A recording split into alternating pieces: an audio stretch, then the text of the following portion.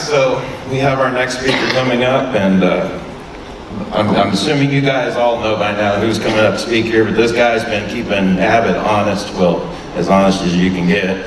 Every good idea that Abbott's had here in the recent past has been Don Huffines' idea, and so we'd like to call up Senator Huffines.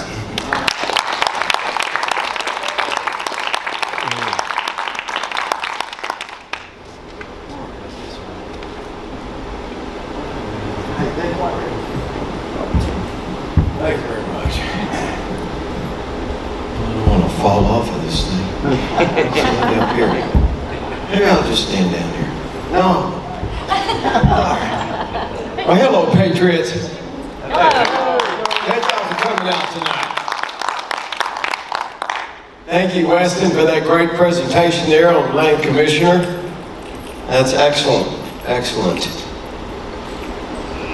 On April the 18th of this year of 21, there was a 28-year-old lady and her 11-month-old baby and her husband went to church in Dallas, and the church was still scared of the Wuhan. So they were meeting in the gymnasium, and the chairs are 10 feet apart. And so they sat in the far back right-hand corner. And she took her mask off, and the preacher, he walks by and he says, "You need to put that back on." She said, "I'm not going to do that." Because she said, "You see, I'm pregnant with number 2 and I got morning sickness. I'm not putting it back on." And service goes on and they go up and get communion and they go back to their chairs and they're praying and kneeling. And she feels this heavy hand on her neck, pulling on her. She turns around and looks up. And there's 3 Dallas policemen standing above them. She's got the baby in one arm, and the police lady, she's pulling on her and getting her to stand up. And she said, "Y'all are going to jail for trespassing because you didn't wear your mask in church." Well, her husband, he's a calm fella. So he pulls out his video and camera and starts videoing. He takes it outside. He asked them to take it outside, and they did. They rolled her up outside for trespassing and took a picture of her license plate and said she could never come back. That car could never come back, set foot on that church again, that parking lot, or they could never be back in there again, the place they'd gone to for over 20 years on and off, because they didn't wear a mask. Well, that video did go viral, and many Americans saw it, and they couldn't believe what they were seeing, and they couldn't really believe that it was in Texas. But it was. And that 28-year-old is my daughter, Deirdre. And I blame that on Greg Abbott. He's an enabler. You're an enabler of the gang that goes inside and robs the bank. Guess what? You drive the getaway car, guess what? You get the same penalty as the guys that go inside. You get the death penalty. He's the one that's enabled the leftists and the socialists and the communists. They've been taking over our seminaries, our schools, our media, and everywhere else for a long time. He's empowered them. He's the one that enabled them to make this medical thing into a political statement. Well, hello, Patriots. I'm Don Huffines, and I'm going to be your next governor of Texas.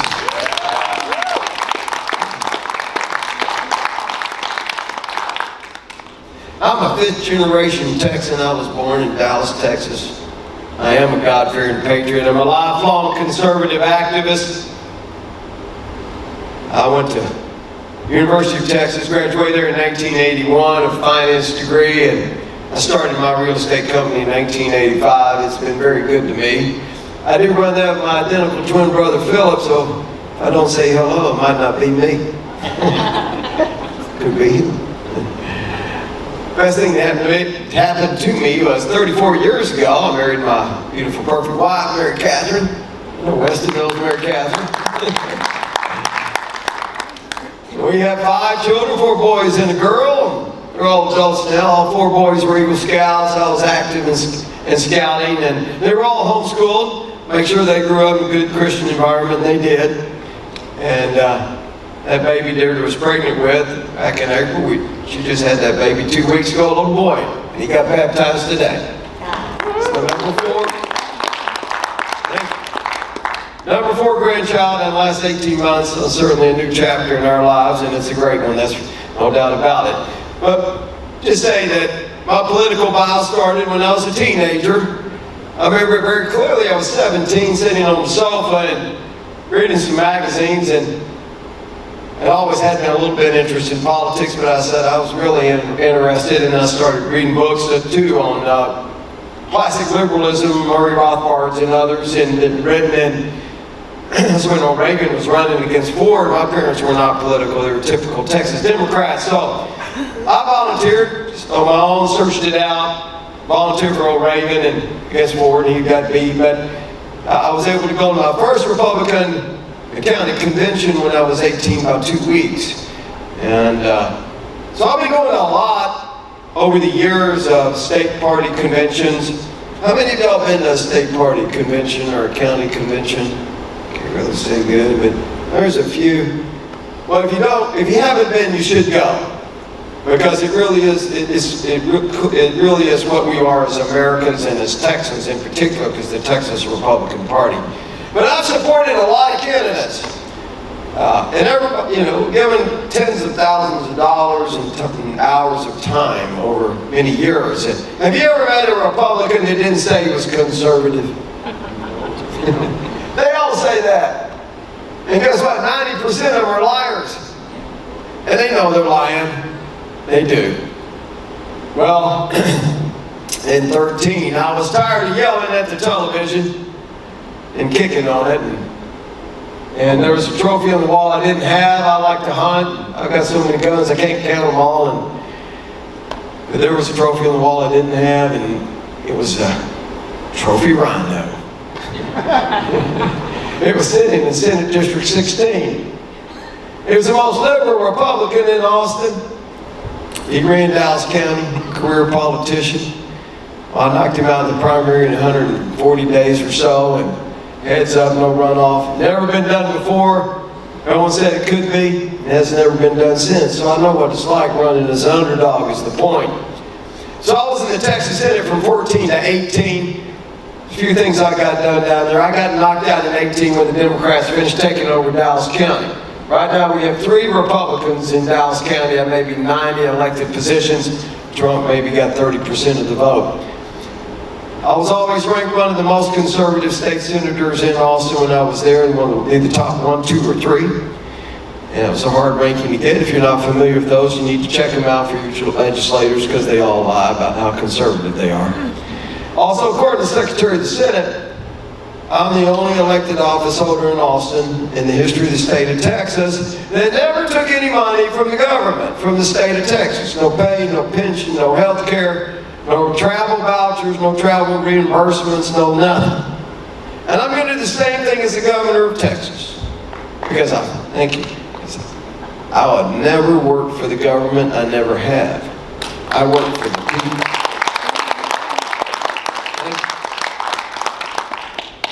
You guys are the ones that hired me, and that's who I'm going to work for. Also, I uncovered one of the largest political corruption scandals in modern Texas history. It was an obscure government agency in Dallas County. It was just in Dallas County. The scary part about it wasn't hard to find these crooks. I just looked at my tax bill, and at the bottom of my tax bill, I said, what in the world is that deal about? It said Dallas Equal Funds, long story. So I started digging into it, and it turns out it's a 100-year-old organization, and it had like 3,000 employees and $110 million annual budget. They could never answer any financial questions. When I tried to figure out what they did, I bring them down to Austin, and anyway, I got the Texas Rangers involved, we got the investigative reporters involved. They did a good job, and we got the FBI involved, and we got 6 people put in prison, including the sitting mayor pro tem of the city council of Dallas, serving 7 years in the federal prison. Now guys, I got a bill done down there to close them down. They don't exist anymore. It was really difficult. Let me tell you a little bit about the swamp in Austin. It's every bit as deep as the one in Washington. It could even be deeper. It just might not be as wide. It is bad. It really is. Right after inauguration in 15, leadership asked for the caucus as a whole, the whole Senate, to go in and have a meeting. There's only 31 of us, as you probably know. There's 20 Republicans, 11 Democrats. When I was there, there's 18 Republicans left, and we represent more than congressional districts. They're big. Big Senate districts are big. So they come prancing in the room. We all go in there and come prancing in the room, and they'll say, "Welcome, senators. Welcome to the most exclusive club in the state of Texas. There's less than 150 of y'all still alive. Your loyalty always lies with your fellow club members. You will do nothing to hold them accountable. You will do nothing to embarrass the Texas Senate. You're so lucky to be here." This is just the most tremendous place you could ever be. We got our own lunchroom and just goes off on this club deal. And goes off on about 5 or 10 minutes about how great it is and everything and what a club it is. And I'm sitting there thinking, I said, I guess I'm probably the only person in here wondering why they call legislators members. You ever wondered that? Well, they do the same thing in D.C. Thank you. Well, they don't wonder that. They know they are the elitists. They know that they're special, that they're in this club. So they don't care really about what you think, because you can't help them. You're not going to get anything done for them that really matters. Because what matters to these club members is getting the bill done, getting legislation done. That's how they move up in the food chain. That's how they get to be a committee chairman. That's how they get to be so important. You can't do that for them. Let me just point out something to you. Right the next week, I go to my very first Republican Senate caucus meeting. And I take in there my second favorite document, this one right here. This is our Republican Party platform. It clearly tells us who we are as Texas Republicans. It clearly spells out our legislative agenda, what we want to get done down in Austin. 20 years, we've controlled everything in Austin. So I take it in there. And it's my time to stand up. And I say, Senators, there's one thing we need to get done this session. We need to get constitutional carry in the law. And this is 2015. And I said, this is a priority of the Republican Party. Number one priority of the Republican Party. And I said, this 2A deal, constitutional carry, it isn't about shooting a deer, and it's not about shooting a burglar. Those are all bonus points.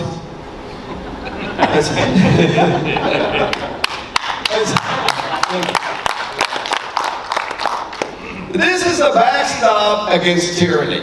Come on. This is in here so we can stop, a tyrannical government. We can protect our God-given liberties. This is our natural right. This isn't a privilege, and I said we need to get this back. Let's get it to the floor and vote on it, so everybody can see where you stand on this issue. So you can be accountable to the Republicans that sent us here. And you know what I heard when I said that?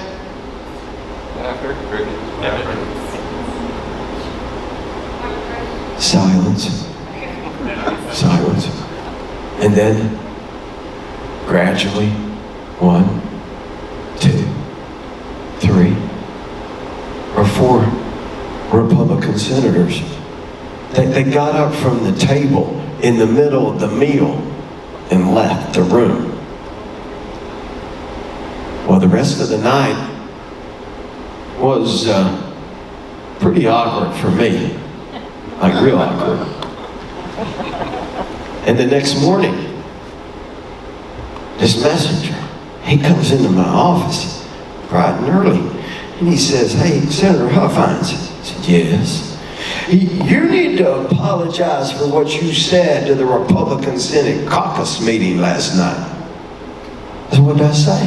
He said, you said you're going to hold fellow Republican senators accountable to the voters. I said, I sure did.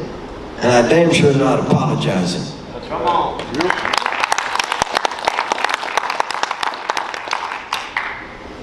But I do tell you this because you need to understand, patriots, that what goes on down there. They really don't like you. Most of your Republican office holders, they don't like you.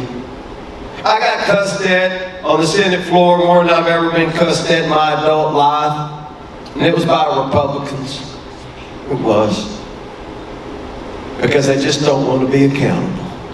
They won't. They just don't want to take the hard vote. They have no leadership going down in Austin. Have you ever seen our governor with this in his hand? Our Republican Party priorities, the definition of who we are. You can pull this up on the website. You never will. We control everything in Austin, the House, the Senate, the governor's office for 20 years. 20 years. And every year we just beg to get some of this into law. Do you know why we don't get this into law? Or why we don't pass our bills and the legislation we want to get passed? It's because of Greg Abbott. Abbott doesn't want it to be law. If you get one thing from my talk today, I know I'm going to give you a lot of information, but just remember this. The governor of Texas can get any piece of legislation just about any bill done he wants, whenever he wants, if he's a leader. He's the leader of the state of Texas. He's the governor. He's the leader of the Republican Party. So all this angst that we have of all this legislation that never gets done, stopping the sexual mutilation of our children, for instance, he could get that done tomorrow. He could have got that done to every special session when we were asking him to do it. He doesn't believe it. He doesn't care. He doesn't want that to be law. Stopping the vaccine mandates. He can get that done. He can get a bill done in 12 hours if they wanted it, just like they did in the third special session on giving you more homestead exemption, a little bitty homestead exemption on your property tax. They got the bill done in 12 hours. They could do that to stop the genital mutilation of our children. They could do that to stop the forced vaccine mandates. They could do that for taxpayer-funded lobbying, for all the other things that we've been trying to get done. It's not done because he doesn't want it done. In March of 20 was the catalyst for me to run. You know what happened. I put a tweet out warning everybody that Abbott was going to shut us all down. Listen to that line, piece of crap, Fauci. I mean, who would have believed that the virus came from bad soup? I'm a Boy Scout. You boil your soup before you eat it. I didn't believe it. But the reason I didn't really believe it, that's one reason, is because a patriot, a true patriot, always questions government. Yeah. A true patriot never blindly follows government.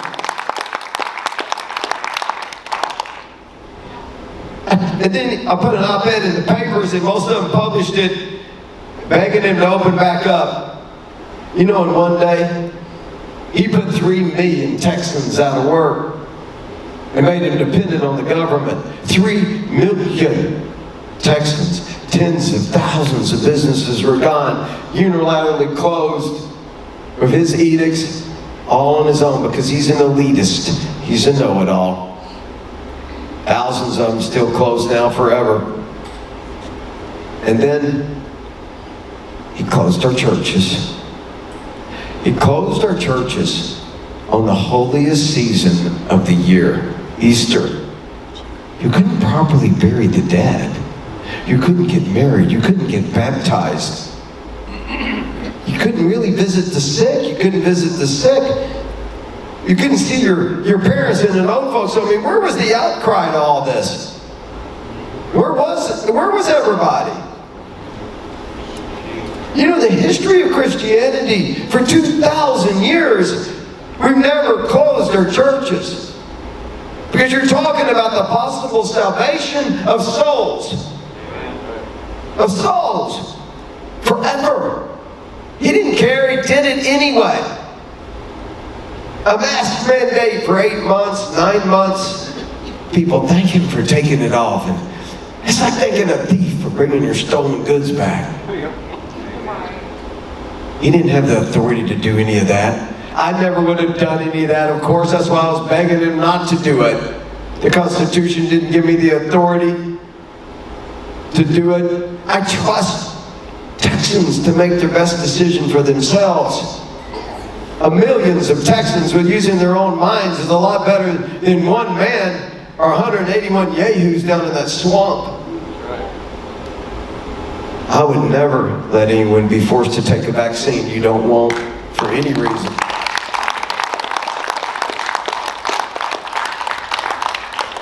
And we've been out twice now, recently helping lead the protests in Southwest Airlines for their team members so they don't have to take it. We were at Raytheon helping their protesters. We were at Lockheed. Our team was helping them.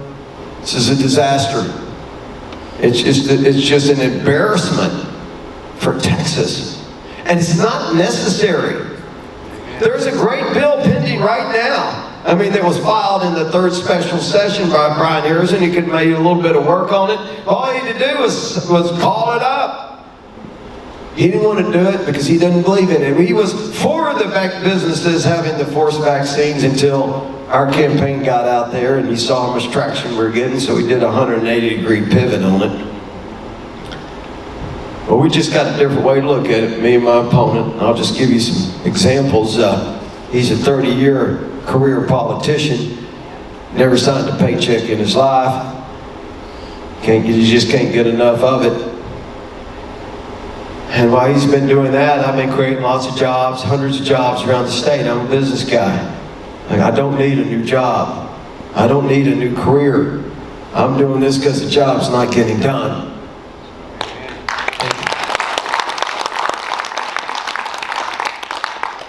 And it gives me a real advantage because I don't really worry about the political ramifications of what I'm saying and what I'm doing. I'm here to solve the problems that affect Texas. We've got the solutions. The Republican Party has the solutions. And we've got the courage to implement those solutions. I mean, I don't think I'm any different than you guys. We're frustrated. We're tired. We're scared. We're angry. We're tired of the broken and empty promises. Is the border secure? No. Are your property taxes going away or going down? No. Do you have confidence your votes aren't being stolen? No. I could go all the way down the list, of course. And I've got a great plan to secure that border and to phase out your property taxes over 8 years and create a new law enforcement division to go and actually enforce election laws. Thank you. Let's talk about the border for a minute. Patriots, this is the most important election in the country, in the United States in 22. This could be one of the most important elections in the history of our country.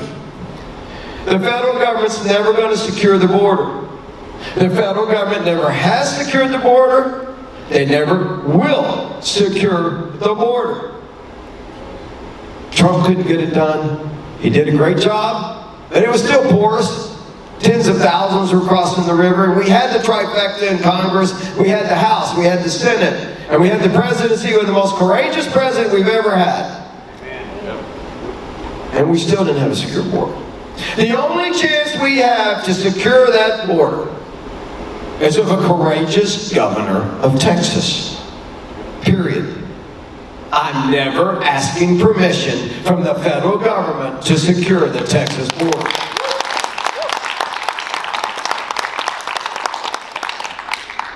I mean, of course, you can see it on my website. It's been up since May the 11th. I'm going to finish Trump's wall. We're calling it a Texas wall. We're going to build it for hundreds of miles. It'll cost billions of dollars, I know. And I already know where we're going to get the money. I was on the committee for border security when I was in the Senate in Austin, so I've been up and down the river in the gunboats, and I've flown in the helicopters. I've been in the border several times since I've been in the campaign. I'm going to set the table for you on the border if you didn't know, because it's important, because it ties into what I'm going to do. Border Patrol saying 1.5 million to 2 million unapprehended illegals are going to flood into Texas in a 12-month period, unapprehended. They're all smuggled in by the most dangerous criminal organizations in the world, Mexican cartels. They are incredibly violent. There's a trial going on right now at the federal courthouse in Plano, Texas, and on the Zetas, and they've got immunity, so they're talking about it to each other. One guy says, in the courtroom, he said, I've murdered over 300 people and I quit counting. 300. And how they murder them, you don't even want to know. You don't even want to know what they do to people.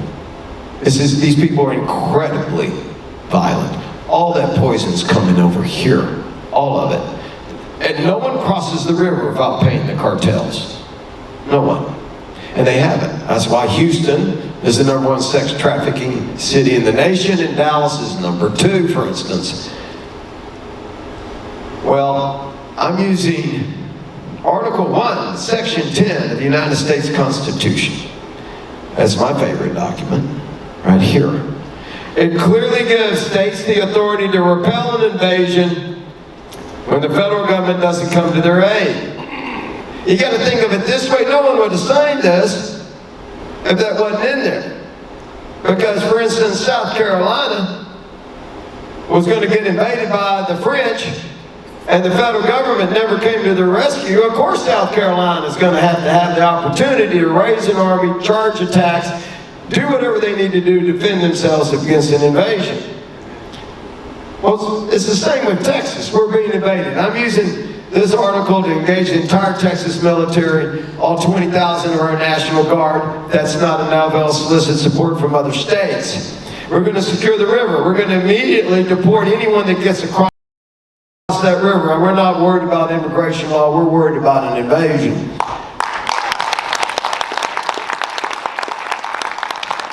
Thank you. There's 25 bridges over the river.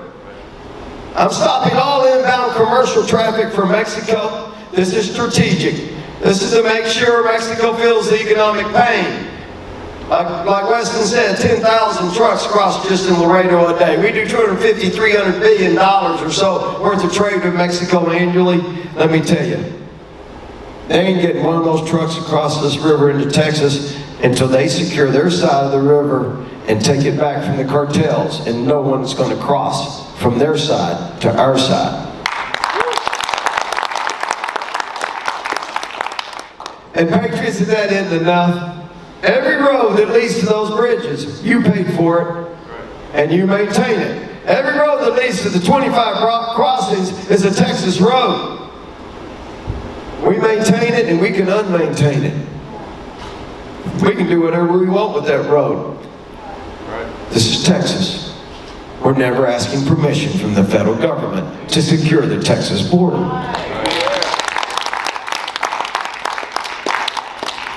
Well, I could go all the way down. Let me just briefly talk about property tax.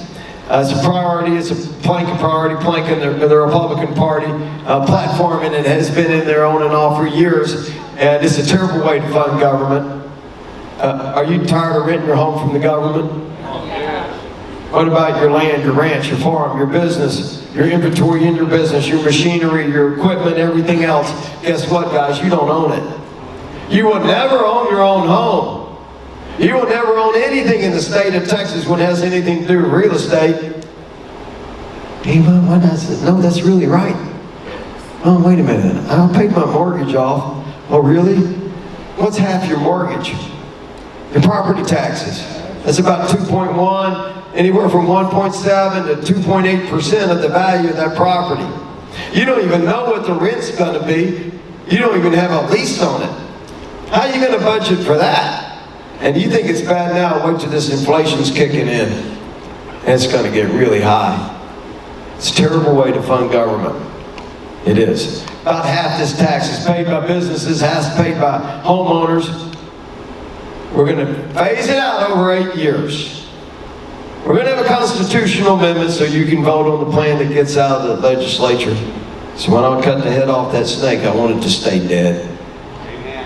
And we're never going to have an income tax. There's a lot of plans out there, a lot of ways to get this done. People have argued about VAT tax, value-added taxes, fair taxes. There's a lot of ways to do it. Here's my plan, the Huffines plan. Our revenues in the state of Texas grow at about 8% annually. That revenues from the state, sales tax, oil and gas tax, hotel motel tax, liquor tax, all the revenue buckets, they grow at about 8% a year. We're going to take 90% of that revenue growth and we're going to buy down property tax with it. This is just a math problem. That's all it is. We've been working on it for months. I got all kinds of spreadsheets. That's about $6 billion a year we get. We only need to replace about $70 billion. And then we're going to move some over to sales tax. So sales tax will go up. And property gradually go up. Property taxes will go away in 8 years. So we're just replacing the revenue stream. So instead of the revenue stream from local political subdivisions coming from property tax, it's going to come from the state of Texas and all of our revenue streams that we have. So if your county's getting $30 million in on property tax, it'll still get $30 million, except it's coming from the state of Texas. We're just replacing it. So we keep the local governments fully funded. Patriots, I want you to know something. We've lost more liberty in the last 20 months than I ever thought I'd see in my lifetime. Yep. They've taken your business. They're trying to forcibly put poison on you, putting a face diaper on you, and closing your schools, and closed your churches. There's what's left to lose. Your personal liberty is gone. Your economic liberty is gone. And guess what? Who did it? It was done to us by a Republican governor of Texas. And this is Texas. And a Republican did it to us. There's no cavalry coming over the hill to your rescue. You're it. You are the cavalry. You think it's not going to get any worse. Guess what? It always gets worse. It just does. Liberty lost is rarely ever gained. This is a case of good versus evil. Socialism always leads to communism and tyranny, and the horrors are unimaginable. Evil is on the move. That's the good news. Because when evil's on the move, we can see it. We can recognize it. It doesn't like to be recognized. But we need to act. We need to act now. We need to illuminate the battlefield so we can see who's with us and who's against us. Just like Travis did in the Alamo, we need to draw a line in the sand, and all those with us, we need to get on one side of it. They knew those 200 men knew what they were doing. They knew why they were dying. They all crossed that line and they all died. And they knew it. They died so we could be an independent nation. Not a state. A nation.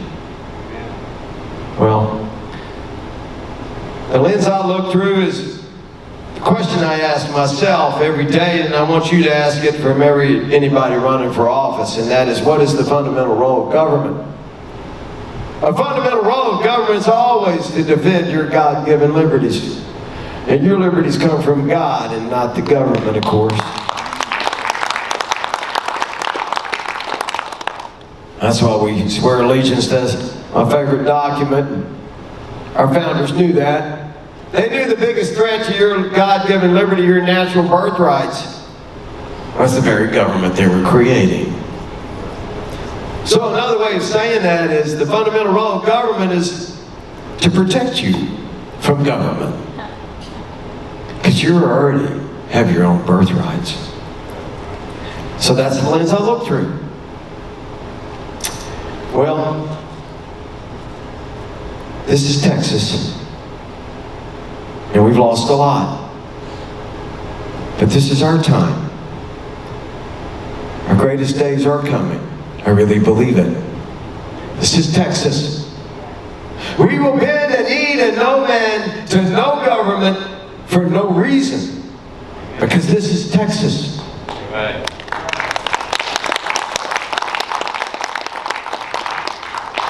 The word Texas used to have a special meaning. It did. It could almost be used as a verb. But what happened?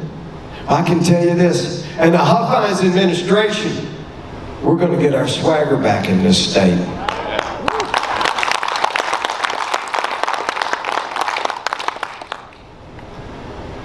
Patriots, our greatest days are coming. Our greatest days are yet to dawn. Imagine a Texas where the border is completely secure, where you don't have to ever rent your home from the government again, and you got complete confidence in your elections, and you know you got an actual Republican as governor.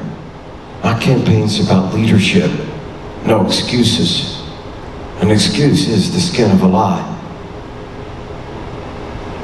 Patriots, join me at Huffines, DonHuffines.com. Join up in this revolution of ideas, and the only ammunition we need is our love of Texas. We're on a path to win. I'm not doing this to send a message. I'm not doing this to make a political statement or to try again. I got a lot of things in my life I could be doing. But we're raising a ton of money. We've got incredible endorsements. We've raised up to $10.5 million right now. I'm opening field offices across the state. As a matter of fact, there's one open right here in Spring. We opened one in Katy, and we opened one in, where? Those are the east side of the bay, over there. Western, yeah. Anyway, open over there. So 3 in Houston. We got them all over the state of Texas, and I'm cutting ribbons everywhere we're in this doing. It's totally unprecedented. Nobody challenging the primary has ever done that. The polls are going our way. We got incredible endorsements. You know, probably Matt Rinaldi, the chairman of the Republican Party of the state of Texas, endorsed the campaign before he was chair. Senator Rand Paul shot a great video for us. Ron Paul shot a great video for me endorsing the campaign. I'm on national media. We're on Tucker. We're on Newsmax at least every other week. So this campaign's got tremendous momentum. And I'm here to win, and then the pot will save Texas, and we might be able to save the United States of America.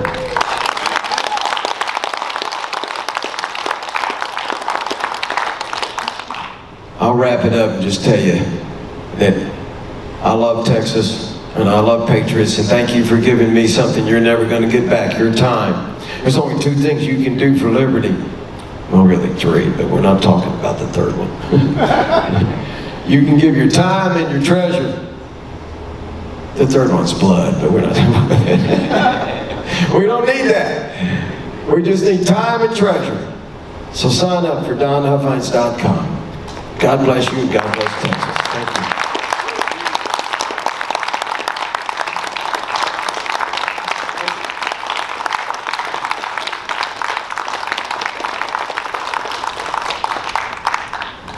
Thank you, and I'll do a few Q&A here, and then we'll, I don't want to take too much of y'all's time. You've already been here a long time, so I'll do 2 or 3 questions, and we'll get on the road and go to the next event. Anybody got a question? I do. Yes, sir. That's Brent. I know our members have heard from, I talked to you, but some of the people on the other. Let's go, Brandon. Some of our members have already heard this because we've relayed the message to all of them, but I had asked you, I believe it was a couple of days right before you announced it, and I asked you about the Monument Protection Bill and how you'd get it done, and so I was wondering if you could talk to us about that. Yeah, Monument Protection Bill. Well, like I said, the governor can get any bill done basically he wants. You're going to see me operate as your governor that you've never seen it, and that really most people, I don't think anyone in Texas has ever seen it, maybe the United States of America. I'm here to prove not just the country what it means to be sovereign, but to the whole world. And the power of the governor is immense. The power of appointments, as Weston mentioned, is the governor appoints thousands of people to different agencies. Every agency is the governor controlled. The boards you never heard of, water boards, you know, all kinds of stuff, but just things you have heard of, the medical board, the pharmacy board, the insurance commission, the real estate commission, and the Board of Regents, for instance. But besides that, the power of the governor is with the legislation. And since I'm the only candidate running for governor, including Abbott, that's been in the legislature, I really know what these guys want. And they want to, like I said, get a bill done. The governor gets last call on every piece of legislation that gets out of that building. That means so much to these folks. I can't overemphasize it, because we only meet every other year, and it's difficult to get a piece of legislation done, and they feel like, and it is the reason they're there. It all has to clear my desk. I don't care how many of it I veto. I don't care if I veto 1,000 of them or 500 of them or whatever I need to do to get my bill done. It's a long-winded answer to your question enough. But the point is this: my legislation is going to get done, one way or the other. They can do it with the carrot, or they can do it with the stick. I've got my campaign promises I'm going to deliver on. I did as a senator. I filed the bills, didn't get them all done, but I will always, as governor, I will get the bills done. And one of them is a monument protection. It's not just what I want, it's what the Republican Party of Texas wants. It's right here in our platform. It's what you want. People say, what's my legislative agenda? I said, besides my campaign promises, which are all in there anyway, it's what you want. I'm here for you. I mean, I'm here for the Republican Party of Texas. So if you change it all up and you put another 200 units in, change the platform up, okay. Well, that's what we're going to get done. And the only thing they can work on the first 60 days is what the governor tells them they can work on the first 60 days. And I say, boys, guys, until it hits my desk, there's no reason to have a hearing on anything else. It's the same with all the other. Austin is not what it seems. It just isn't. And probably politics in general really isn't either. I got a PhD in the swamp and I was there. It caught me all by surprise. I didn't understand any of it. But after I got there, I said, holy, this is such a swamp, because Abbott's fingers are just about on everything. You think about, well, why don't we get taxpayer-funded lobbying? Why can't we get that bill done? Well, it's not what it seems. They meet ahead of time and they say, who's going to kill it? And then they figure out who's going to kill it. If Abbott is in on all that, right? The governor is in on all that. So, and how many bills came to the floor of the Texas Senate when I was there and did not pass? Came up for a vote on the floor of the Texas Senate and did not pass. I was there 2 sessions, 4 years. Zero. I tell you that every bill that comes to the floor of the Texas Senate is going to pass. I tell you that for one reason, in case you're watching one, if it comes up for a vote, you know it's going to pass. Second reason I'm telling you is because every vote's counted in the back. All the decisions are made in the back room. Almost everything you see on the floor of the Senate is for show. It's a hustle. And we're all part of it. You're part of it because you pay attention to it. I was part of it because I participated in it. It's the same in the House. Most of the votes are all known in advance. So I can give you a lot of examples of other things that goes on with the governor's office. When he wants a bill done, he can get it done. So we'll get that bill done.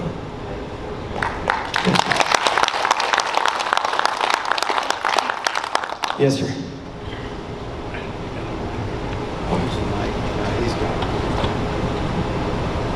First off, Senator, thanks for coming.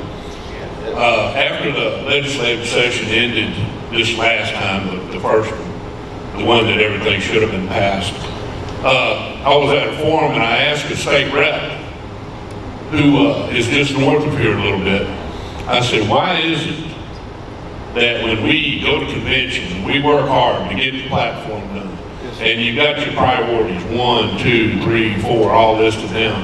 Why is it that those priorities aren't tackled, 1, 2, 3, 4, and then we worry about getting beer delivered to your house? And you know what he said? I'm just asking for verification because you've been in it. He said because the leadership hates the grassroots guts. And I was like, okay, I can deal with that. You know, I can help change that. So, is that true? I mean, Yes, that is completely true. That is completely true. And that's what my candidacy and when I'm your governor and the Huffines administration is so revolutionary. I'm going to unite the Republican Party between the grassroots and leadership in the business community. We're not going to be down there trying to make these crony capitalists money anymore. We're going to have a united Republican Party. They definitely don't like the grassroots. And I mean, I can give you, he's right. I'm surprised he said that. I'm proud of him for saying that. Yeah. They don't. They don't like us. And they don't really like us because, keep in mind, what I started this by saying is you can't help them. All you can do is hold them accountable to their campaign promises, to our party platform, and they don't like it because they're liars. And they know it. The governor's the same, but the governor's a little more honest because he doesn't campaign on anything. I mean, what the hell's the governor ever campaigned on? You can't name one thing he's ever campaigned on because he's almost secure the border. He says that, for 8 years. But yeah, it's a problem. But if we're united, we're absolutely unbeatable. There's nothing that can stand in our way. This is Texas. We can get anything done.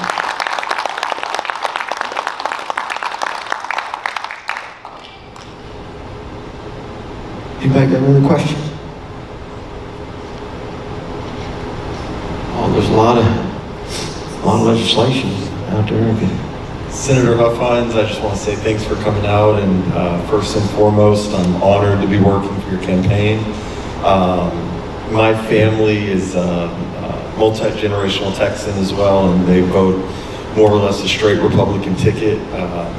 When I told them that I was working for your campaign, their first knee-jerk response was, well, Abbott's doing a good job, and he's doing the best that he can, and this is a little bit of a softball question, but what would your response be to people who are just kind of on the Fox News train and just kind of think, well, Abbott's doing the best he can? Like, what would your response to that be? Because that's not a criticism, it's just people's knee-jerk reaction to just think that Abbott is just doing the best he can, and I know that that's not the case. Well, Jordan, that's a very good question, and of course, I'm sure many of you get asked the same question, and I certainly do.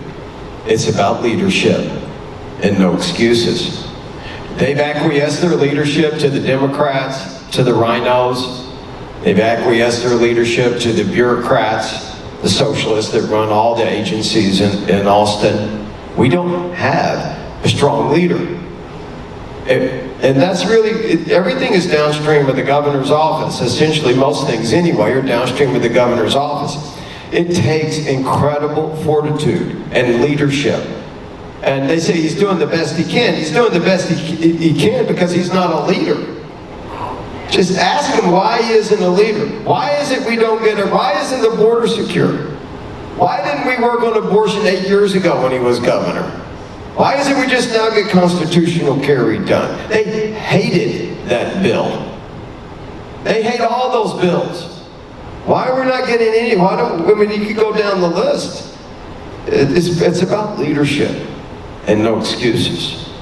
And so it's also having somebody that's an actual Republican. And I ask this to the rhinos, and I do, what is it you want in government?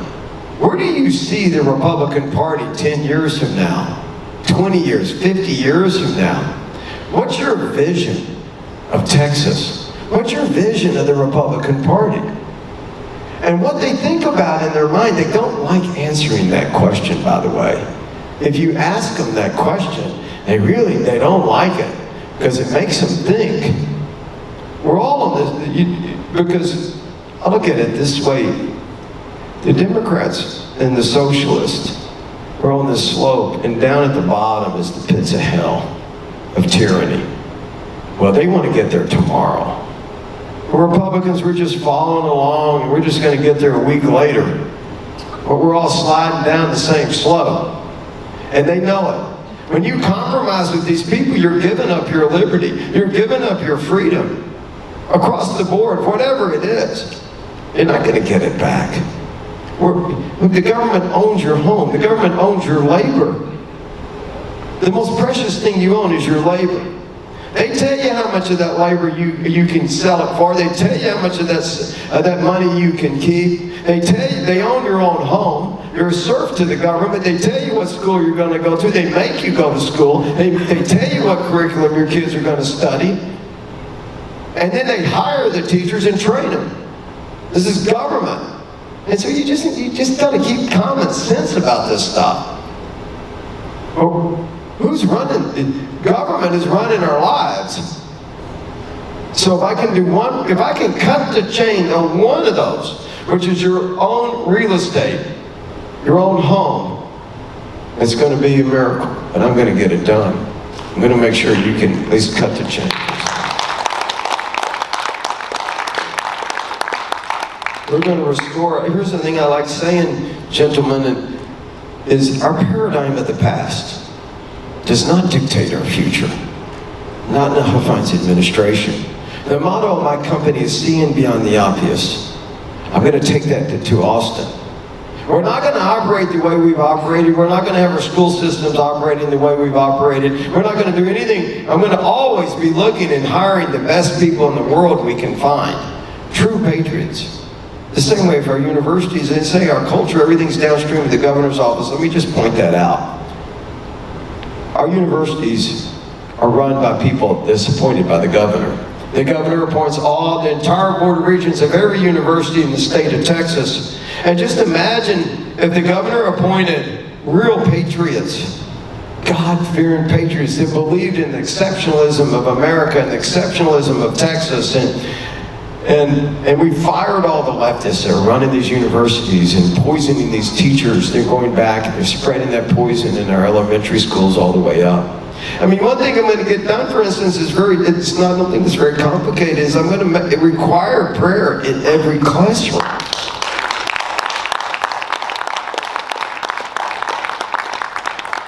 I'm not worried about the lawsuits. There's three legs to the stool of our government.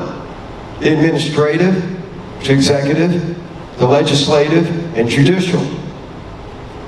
And by the way, judges don't enforce laws. They can't enforce laws. They have no mechanism to enforce the laws, and that's how we wrote the Constitution. It was written that way specifically. The executive branch enforces the laws. The governor is the executive branch.